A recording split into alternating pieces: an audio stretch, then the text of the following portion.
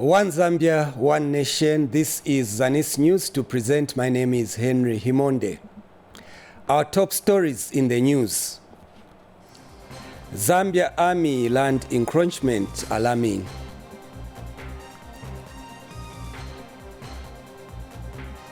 $3,000 animals to be vaccinated against East Coast fever in Namala district.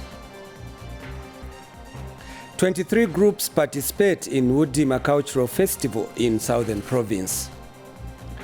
And art policy completed.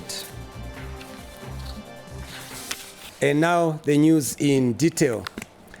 Deputy Army Commander Geoffrey Zyele says encroachment on the military land has become rampant, making it difficult to control. Major General Zyele has observed that in the process, large pieces of land are being lost to unscrupulous people. The Deputy Army Commander says a controlled system of plots will soon be set up in order to avoid security threats to the barracks. And Central Province Permanent Secretary Milna Mwanakampwe has admitted that issues of land encroachment are on the rise in the region. Mr. Mwanakampwe notes that failure to control encroachments on the barracks will compromise the security of the nation. The nuisance of encroachment has become so pandemic that it's difficult to control.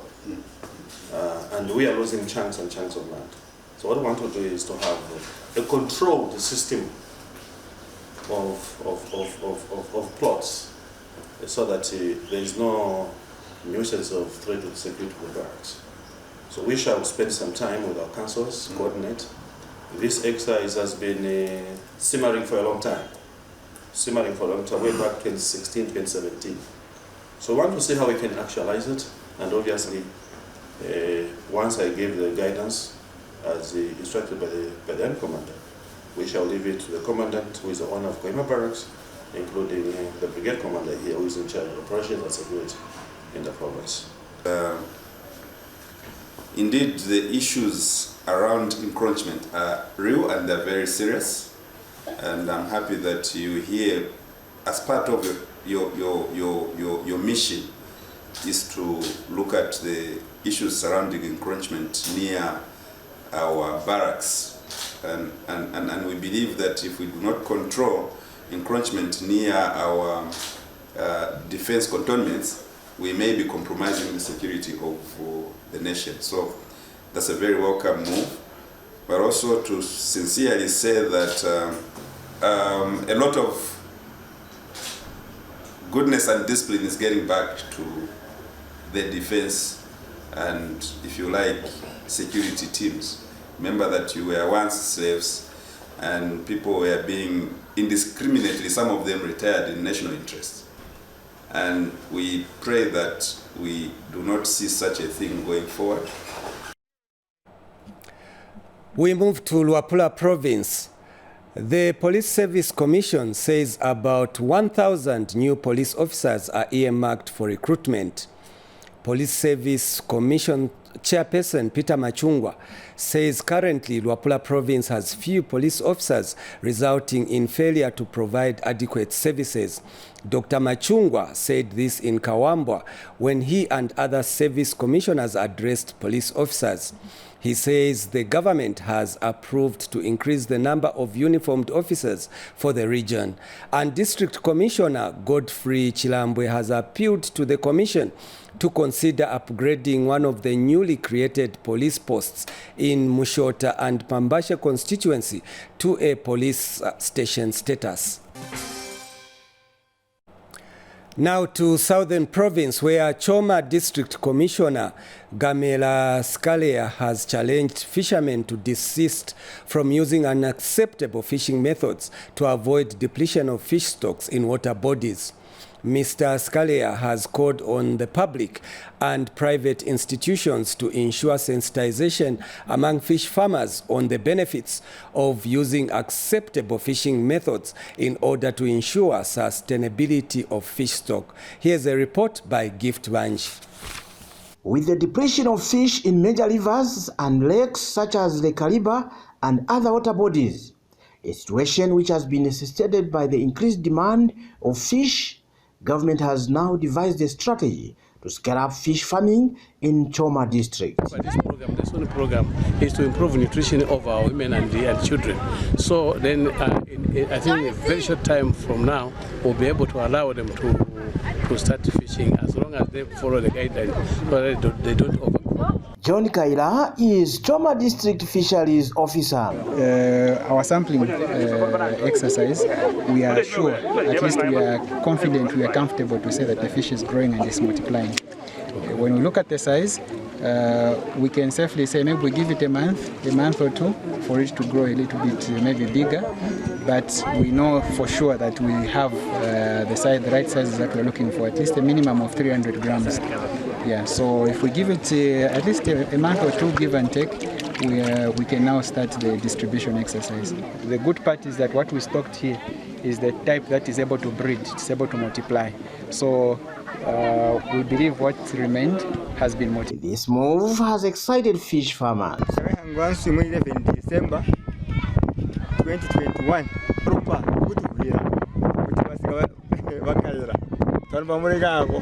Yeftibanji, Zanis in Choma, Southern Province. Still in Southern Province, the Ministry of Fisheries and Livestock has embarked on a vaccination exercise against East Coast fever in Namala district. This comes after the recent outbreak of the disease in the district. Our staffer, Wailinda Piri, reports that the first round of the exercise is targeting over 3,000 cattle across the district. Namala district is known to be the hub of cattle in the country. However, it has continued to face animal diseases such as East Coast fever. The recent outbreak has negatively affected the growth of the livestock sector in the area, with serious economic impact on pastoral farmers. We have a lot of challenges, especially with animal diseases, such as East Coast fever, which is very expensive for us to treat. We are requesting government to put up deep tanks. In response to this, government has embarked on a vaccination drive targeting over 3,000 calves in the first round of the exercise. The government of the Republic of Zambia for the continued support it is showing towards this program as a department, because we received the funding in time and we have enough resources to actually conduct the immunization program. We're able to reach all the farmers wherever they are in good time, and the farmers, let me say, are actually happy with the support that is coming from the government. It is expected that the vaccination exercise will help maintain the district's status of being one of the lead districts in cattle production. For Zanis, Wailinda Piri reporting in Namala district of South. In climate news, the Transforming Landscapes for Resilience and Development Trallard project is implementing climate resilience projects aimed at improving the lives of people. In Chifunabuli district, 15 projects have since been launched. More in the following report. 15 sub-projects amounting to over 7 million kwacha have been launched under the Transforming Landscapes for Resilience and Development Trallard project in Chifunabuli district in Luapula province. Mawala Island Multipurpose Cooperative Society Fish Caging and Banana Plantation Project. The little that has been given to you, utilize it for the development of your areas in the respective wards and entirely of the great district of Chifunabuli. And Chifunabuli constituency member of parliament, Julian Inyemba, has advised beneficiaries to remain committed to the projects. Let us not misuse the chance and opportunity given to us by the government of the day, which I am thanking for this good and wonderful gesture. Please let us use the money wisely. Esther Banda, reporting for Zanis News in Chifunabuli district in Luapula. In Mchinga province, residents of Kanyimbo village in Nakonde district have discovered 7 dead male bodies deposited in the bush by unknown people. Both Nakonde District Commissioner Marvelous Siskapizia and Kanyimbo village headman Winston Silungwe confirmed the incident in Nakonde today. Mr. Skapize, who rushed to the scene, has expressed sadness at the development, saying he has engaged the provincial minister, Henry Skazwe, and Foreign Affairs and International Cooperation Minister, Stanley Kakubo, on the matter, as the deceased are suspected to be foreign nationals. Tita Nizulu has more in the following report. Residents of Kanyimbo village in Nakonde district woke up to a rude shock after they discovered 7 dead bodies of unknown male persons. The dead bodies were discovered by women who had gone to attend a funeral at a nearby village in the early hours of today. Kanyimbo village headman Winston Silungwe was present at the scene. So sinyapatwa tintazira kuzivitu mbivinga 7 kuzikokuli follow kokokuli vitatu 7 ponga. Sono mbandivyo ngati amwemwe ukulanguluka vyumba lino kozikuzika pali 7 zala ati lumakuwana ulivyo mungatu seva ngati amwemwe mwankulelo yitu tanto ifi fyamoneka kwati nomba fyamipamba so kuti twalomba batubikira ko bali ubuteko walo lishapo bantu ifi amsangwe fi tafiwe emeawe. Meanwhile, authorities in Nakonde district have expressed sadness over the incident. In these situations, we come on board. That's why we are rushing back to the office to make an arrangement, because whether whatever will come, there will be no two way but to bury them. It's a sad story, and it's not good to the government and to the people of Zambia. So it's not good. So far, I've talked to the minister, and we are still waiting the call from the minister. Is going to direct us what to do for this dead body. Zanis reports from Nakonde district, Mchinga province. Meanwhile, government has expressed sadness with the incident that happened in Nakonde district, where 7 dead male bodies were discovered in a decomposed state in the bush. Mchinga Province Permanent Secretary Henry Mukungule described the situation as worrying and sends a horrifying signal to the general public. Mr. Mkungule stated the importance of enhancing security at the border town. He stated that arrangements to bury the decomposed bodies are underway. The permanent secretary further appealed to the general public who may be missing their relatives that might have traveled to Nakonde or beyond to check with the police in Nakonde district. He said the nationality of the deceased is yet to be established, but they are suspected to be Ethiopian nationals. Discovered some dead bodies of people whose nationality is not known very well. We have made local decisions that we buy coffins, and the local authority in Nakonde have bought coffins, and we have given instructions that they go ahead to bury, and the police have actually gotten the fingerprints of the dead bodies for the sake of identification. The situation is terrible. It actually sends scaring messages to us as a provincial administration that indeed we have to make sure that we secure the border. The border, of course, the border is porous and it's difficult to man the whole stretch of the border. But it's just an appeal on our people that they should look at their lives and make sure that they secure themselves. For the relatives, I think they have heard on public media. It has been, these deaths have been announced on public media. And should they be missing any of their relatives that may have traveled perhaps to Nakonde or beyond, I think it's important that they come and check with the police so that maybe they can identify those dead bodies. We continue with the news. Luapula Province Permanent Secretary Mighty Mumba has observed that Zambia's accession to the Water Convention will enable the country accrue multiple benefits with regards to management of shared water. Mr. Mumba explains that Zambia has over the years signed a number of river basin agreements in an effort to enhance international cooperation over shared water courses. Here's a report. Stakeholders have gathered in Luapula Province to discuss Zambia's accession to the Water Convention of 1992, the establishment of the Luapula River Authority, and its membership at the commission responsible for the Congo Basin, Census.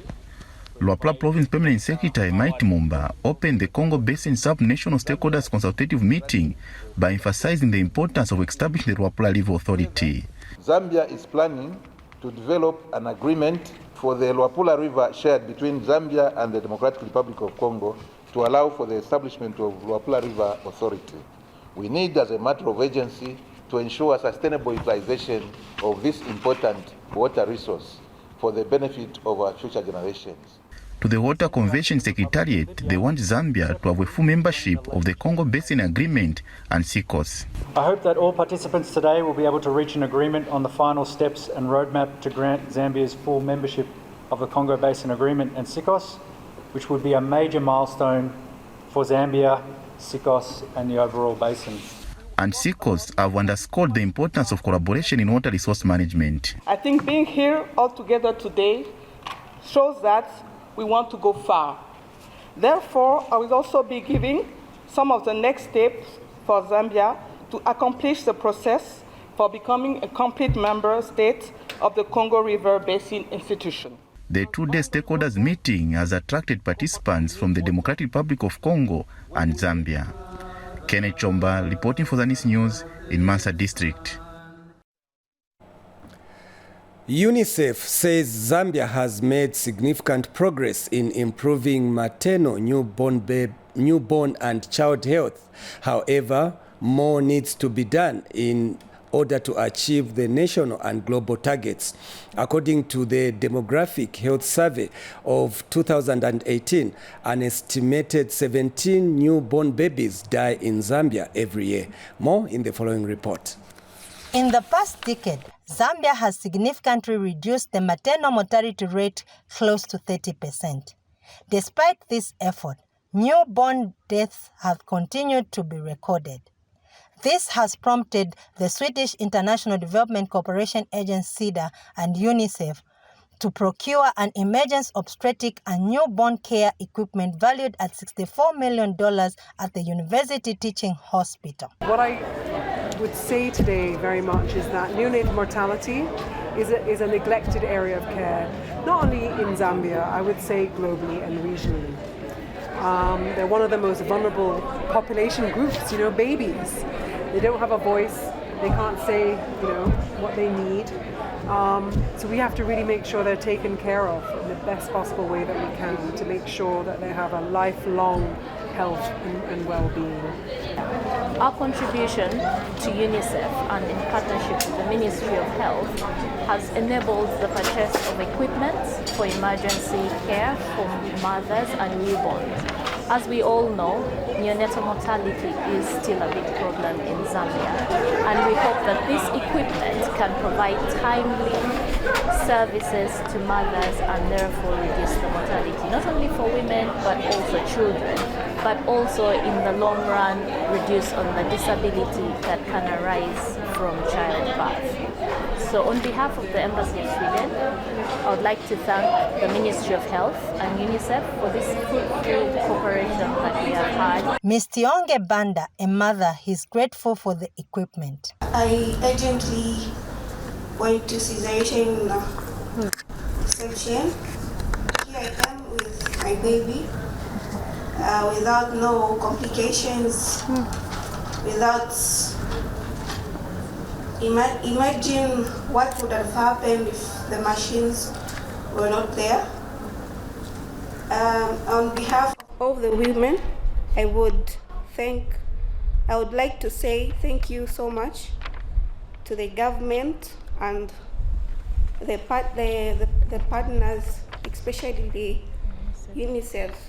The donated equipment will help reduce on the waiting time for cesarean section and emergency obstetric procedures at UTH. Adalia Mainga reporting for Zanis in Lusaka.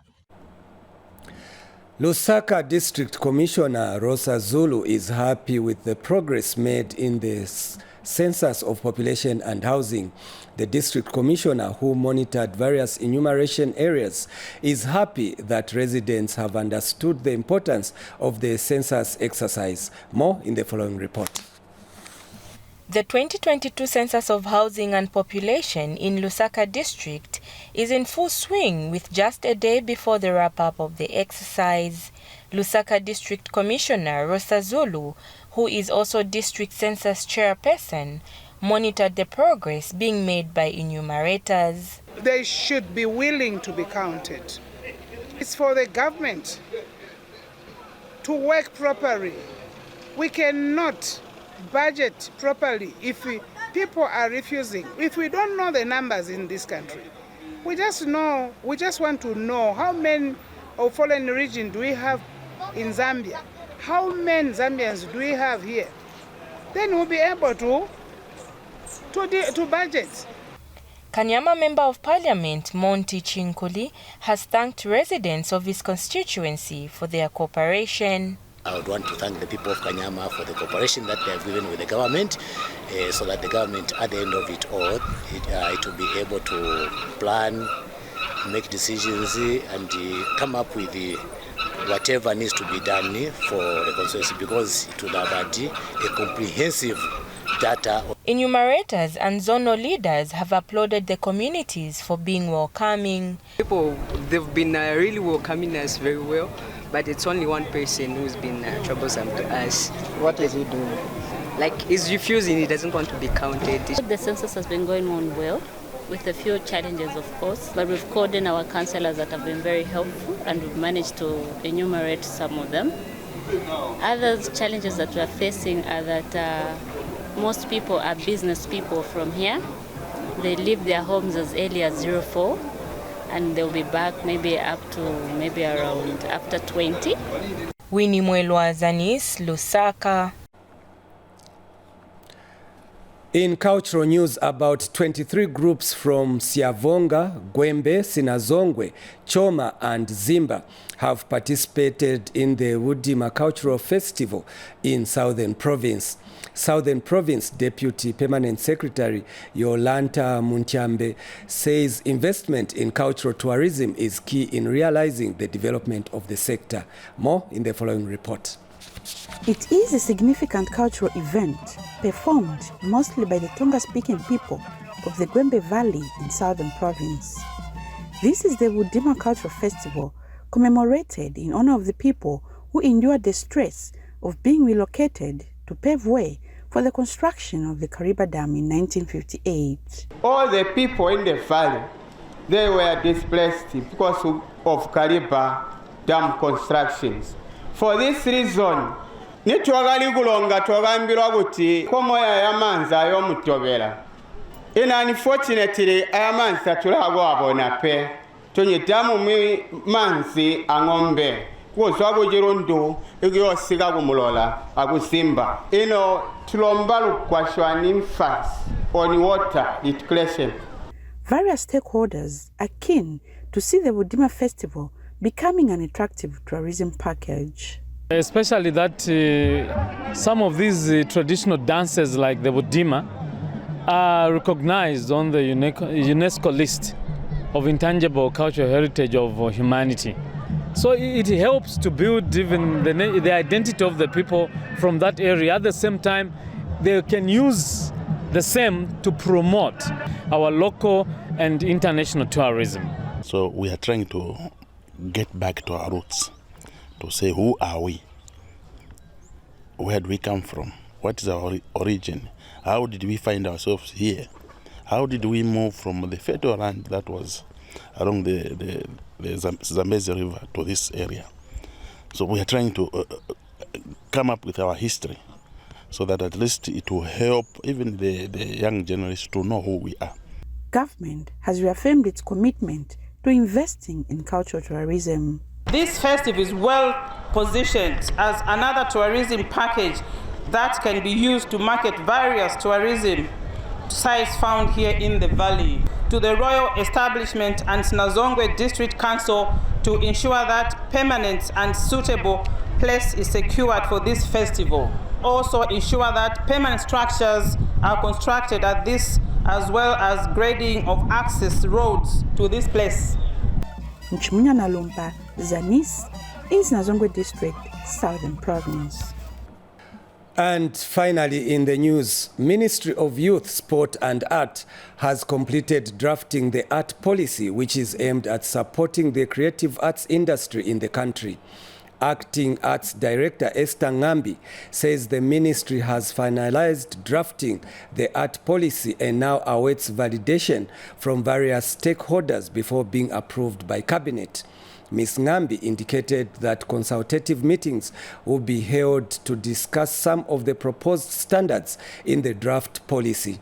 She notes that the art policy will address key issues such as improving access to finance, promoting investment and competitiveness through a quality system. She has also explained that the art policy is aimed at strengthening and improving protection against piracy and the use of digital platforms to promote arts. She also expressed hope that the art policy will be approved by Cabinet by November this year. On that creative arts note, we come to the end of Zanis News, but before we go away, let's take another look at our top stories in the news. Zambia Army land encroachment worrying.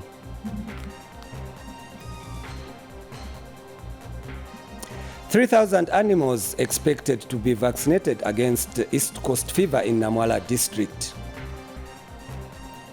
23 groups participate in Woodima Cultural Festival in Southern Province. And draft art policy completed. That's all we had packaged for you on Zanis News. On behalf of the entire news production crew, my name is Henry Himonde. Thank you so much for watching.